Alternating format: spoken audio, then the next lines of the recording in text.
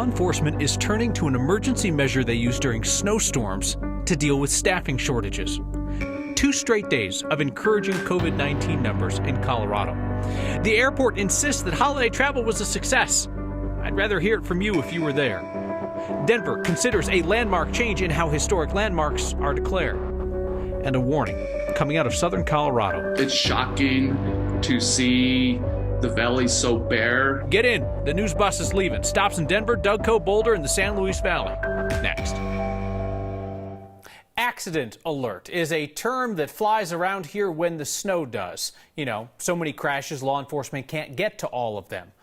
There's no snow, but accident alerts are being used by police departments without the staff to respond to every call. Boulder police have used it more than 20 times in the last 3 months. Marshall Zellinger's up in Boulder, where the weather was perfect, Marshall, for the new kind of accident alert day. Sunny turning into partly cloudy, rather warm, no jacket tonight, and it's pretty clear. Traffic, as you can see, still moving smoothly. No need for that accident alert on a day where Boulder police have used it before. The sun is out today in Boulder. The sprinklers are even on, and given the history of the last few months, it's a prime day for a Boulder police accident alert. I think that it gets used a little more in modern policing. Boulder Police Commander Jack Walker wants you to know what we discovered. Accident alert is not based on weather. Either it's due to inclement weather and we have more accidents than we have resources to take accident reports, or it means that due to call load or a major event or something else that's occurring in the city, we don't have sufficient officers to break from calls to go to property damage accidents. Which explains why we keep getting emails rather regularly from Boulder Police announcing accident alerts, even when the weather is nice. Take, for example, Thanksgiving. Boulder Police went on accident alert on a day that was mostly sunny and 61 degrees. Same with the day before Thanksgiving. That day was mostly cloudy with a light rain and 54 degrees. My favorite is September 27th. The email from Boulder Police said the city is on accident alert because of inclement weather and heavy call volume. The weather that day, 90 degrees. It would generally be due to priority calls like weapons calls or assaults or things of that nature that we have to respond to more quickly. An email from September 17th said Boulder Police were on accident alert because of staffing. I don't know why that would be reported. It may be that they were just saying that there was not enough staffing to handle the call load at that time. We have minimum staffing levels for each shift, and those staffing levels are set at about 9 officers per shift. The city of Boulder did not go on accident alert today, even though the weather could have called for it. Partly cloudy and 63 degrees. Regardless of why we go on accident alert, it means if you're in a minor accident, please exchange information. If accident alert is foreign to you, it's if you're in one of those minor accidents, no one's hurt, no alcohol's involved. Don't use it if someone's missing insurance also or a driver's license. Kyle, now the question becomes, how are you supposed to find out about it? That's why the emails are coming to us, because Boulder Police want the public to know, for transparency, we're on accident alert. We don't have an insert in our newscasts for the 20 times over the last 3 months. I'm assuming you'll find out if you call and dispatch is like, hey, we're on accident alert. You'll be waiting a while, just swap information. Marshall, you have to wonder, I mean, obviously, like, cities have set up 311 systems because there are things that people call 911 for that you really don't need a police officer for. You have to wonder, with the new reality of staffing and employment in America, whether it might just become more commonplace all over the place for us not to call police for more things. And we've seen that, and Denver Police did that for the civilians handling minor accidents and property calls. And that's really what it comes down to. It's priority. And those things that if you found out that you were burglarized or your car was broken into, that's not going to reach the level to call 911 and have them respond right away. And that's where accident alert comes in. You're at the bottom of the list, so you're going to be waiting a while. I remember the first time one of those Denver Police Civilian Enforcement Unit labeled vans pulled up outside my house. I was like, what'd I do? All right, thanks, Marshall. To turn around Colorado's second largest COVID surge, we first need to stop its momentum. And 2 straight days of key metrics suggest that could be happening. So right now, there are 1,466 people in the hospital with COVID-19 in Colorado. That's down 7 patients from the day before, down 110 patients from this time last week. Right now, 81% of those COVID hospitalizations are people who are unvaccinated. Questions come in from a few Next viewers, I think most recently Frank, asking what the state considers to be unvaccinated, specifically around boosters, right? State Health Department says they consider a patient unvaccinated if they haven't completed their initial vaccine series. So 2 shots of Pfizer or Moderna or 1 shot of J&J. Boosters don't figure into that equation. Our 7-day positivity rate's right at 9%. It had been hovering just under 10% for weeks. So, I mean, better than it was. We need to get it back under 5% for the virus to be considered under control in Colorado. We have not been at that mark since July. Colorado's public health leaders say that we are in the top 10 states in the U.S. for processing COVID cases for variants. What does that mean? It means we may be more likely to find the Omicron variant when it inevitably gets to the U.S. Not that we should be any more concerned about that variant than the ones currently circulating. Here's Steve Steger. I think the reality is that we do have a lot to learn still. About the only thing public health leaders can say for certain about Omicron is that it'll make its way here at some point. Dr. Rachel Herlihy, Colorado's epidemiologist, says it's probably best to let the public health leaders worry about that because there's really not much more you can do. The strategies that we used for Alpha are the same strategies that we're using now for Delta and the same strategies that we will use for Omicron when it arrives in Colorado and the U.S. Stop me if you've heard this before. Get vaccinated, wear a mask in higher risk settings, and get your booster. Reinforces the importance of booster doses, knowing that there could be some greater level of immune evasion. Do all of this and let the public health leaders worry about this new variant. The vast majority of what is circulating right now, close to 100% of what we see in Colorado, is Delta. Dr. Emily Travanti runs the state lab, which now sequences all positive molecular tests for the virus. The Delta variant is so very transmissible. It's really finding anyone who is not immune to the virus at this point. It's causing reinfections in some people. They're watching those positive tests, and they're watching what you flush. We saw Delta first in many parts of the state. We saw it first in the wastewater before we saw it in people. So what's interesting about Omicron, Travanti says, is that it isn't that similar genetically to Delta. In fact, it has a lot more in common with the variants that were spreading in the middle part of 2020. So she says that tells us that there's a certain population of the virus in the world that's not being sequenced right now, since most of the world sees Delta predominantly right now. They're wondering if there isn't some virus out there that's not making it onto the radar. Yeah. I feel like this is like anything else that we've learned about the novel coronavirus over the last year and a half. Like, if it causes you to take smart precautions, awesome, but it's not necessarily something you should instill fear in anybody. It's that idea of issuing a public health order, even if it doesn't apply to someone. It gets people's attention, gets you going. They're just hoping that people do the things that a lot of people have already done. It's those few unvaccinated people that they're hoping this might convince them, hey, go get the shot. Yeah, we think about all the shifting public health advice in the early days of the pandemic. No shift happening here. This is steady as she goes. All right, Steve, thank you. Democratic Governor Jared Polis, with a struggle of a pen, moved a chunk of money around today. $16 million in federal pandemic aid that the governor moved from the state's Labor Department over to the state's Health Department. Why is this news? I thought you'd want to know, because this was the kind of financial power that a failed ballot measure pushed by conservatives back in November would have taken away from the governor and given to the legislature.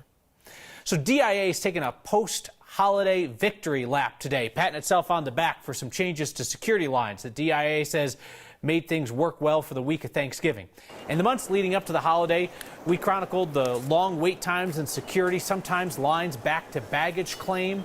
Well, DIA announced that average wait times were less than 20 minutes from Monday, November 22nd, through this past Sunday, the 28th.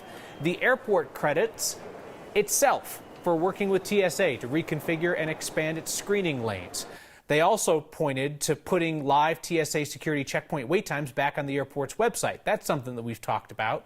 You noticed that those wait times, so you could figure out where to go ahead of time, got taken down during the pandemic. Airport said it was a staffing issue. So I want to know, if you were at DIA over the holiday weekend and you fly somewhat regularly, did you notice a difference? Want to give credit where credit is due. Don't necessarily just want to take their word for it.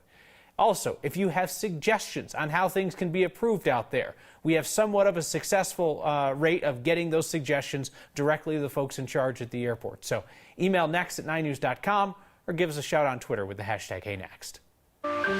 Deciding what in Denver is a historic landmark has gotten chippy lately. City Council considers taking some of that power away from the people and giving it to itself. And the warm feeling in the San Luis Valley is not appreciated. Here we are going into December, and there's nothing on any of these peaks. A warning for all of Colorado. Next.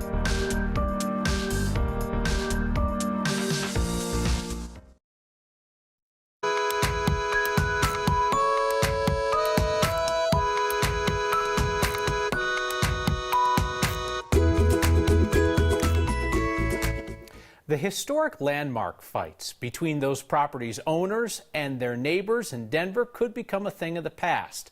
But it might mean that Denver City Council has much more power over what's considered a landmark.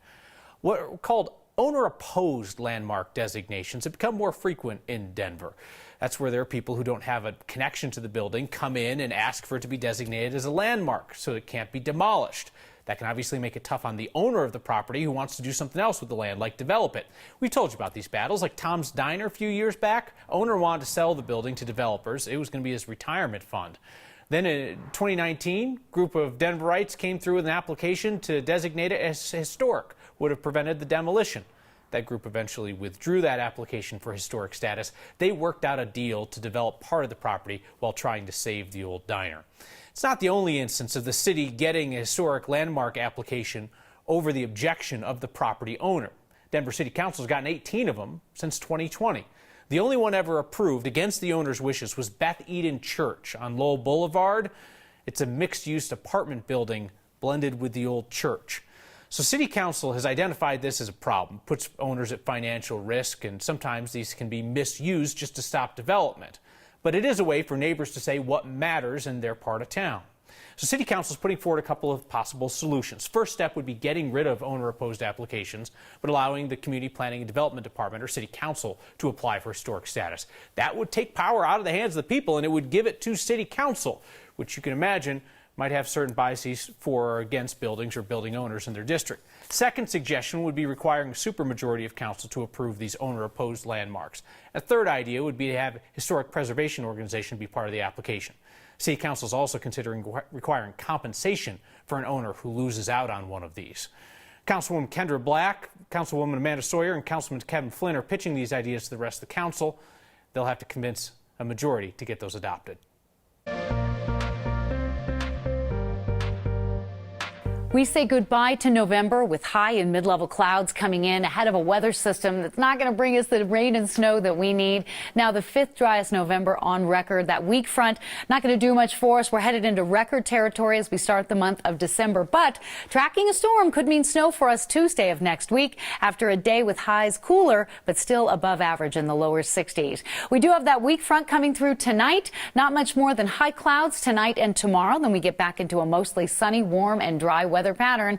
But things change next week. So we're looking for fair skies and 37 overnight, highs in record territory Wednesday and Thursday. Matter of fact, the record high tomorrow is 73. We come very close. Temperatures slide into the weekend, but it is Tuesday. Will be colder with a chance for snow. May I make a recommendation? Point you towards something that did not come from us, but I think is worth your time. In Colorado these days, fewer than half of Hispanic men who graduate high school go to college. Of those who go, fewer than half leave college with a degree. Chalk Beat's Jason Gonzalez has a story out today that follows the journey of two brothers, Jimmy and Luis Hernandez. Both wanted to go to college. Only Luis made it. Chalk Beat piece is a thoughtful look at the personal impact of the education gap for Hispanic men in Colorado. We've got a link to that story on the next Facebook page. Warm November's great for a meal or a beer out on the patio. It is a potential disaster for the Coloradans who grow and raise our food. I mean, you like the weather. It's beautiful. It's warm. It's nice. But you know it's not good for the agricultural industry. Cold reality about our warm fall, based on an unusual sight in the San Luis Valley. Next.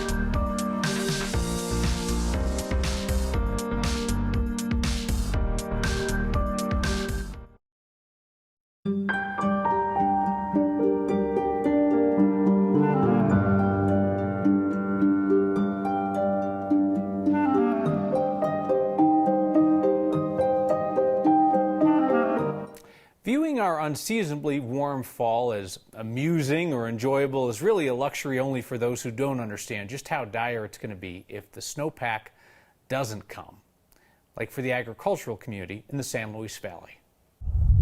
You know, honestly, the San Luis Valley this time of year will look like the Swiss Mountain Alps. This year, they are completely bare. I'm Chris Lopez, and I'm the founder of AlamosasCitizen.com. One of the drivers of the valley is the agricultural industry, so I try to pay attention to the Rio Grande Basin these days and how it's performing.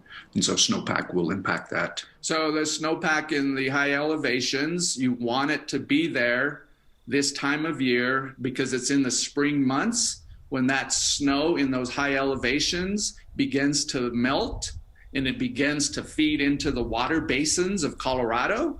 And as it goes into the water basins, it feeds into then the rivers. And that's where farmers rely on to gain some water. Great snowstorm in late December, January, carrying it into February would help, but we need it this year, we need it next year, we need it the year after. I mean, you like the weather, it's beautiful, it's warm, it's nice, but you know it's not good for the agricultural industry. We need the snow. To give you an idea of the seriousness of the issue in the valley, one of the areas there that typically uses the most water took substantially less water this year, and still their aquifers not showing more water in storage. It's a sign that somebody is real sick of your shenanigans.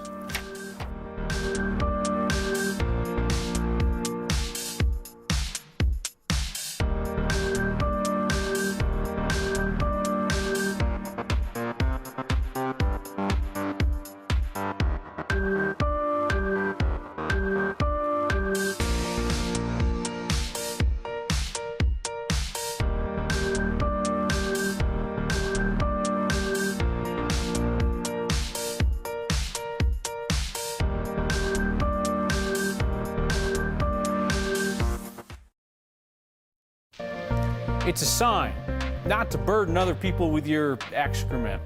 Leslie and her friend were hiking at Sandstone Ranch in Douglas County when they saw this sign. Please do not, it doesn't say please, sorry, do not leave manure in parking area. So you know the rules, folks. Leave no trace, so get scooping.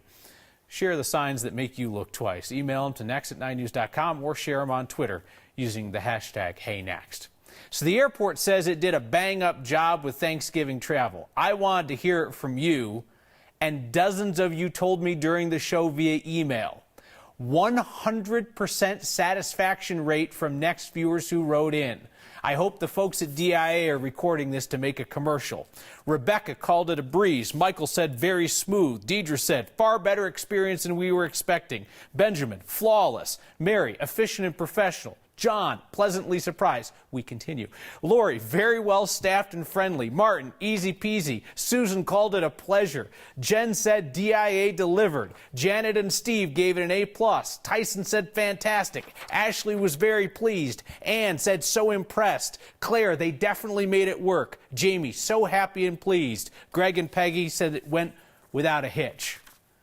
Good for you, DIA. See you next time.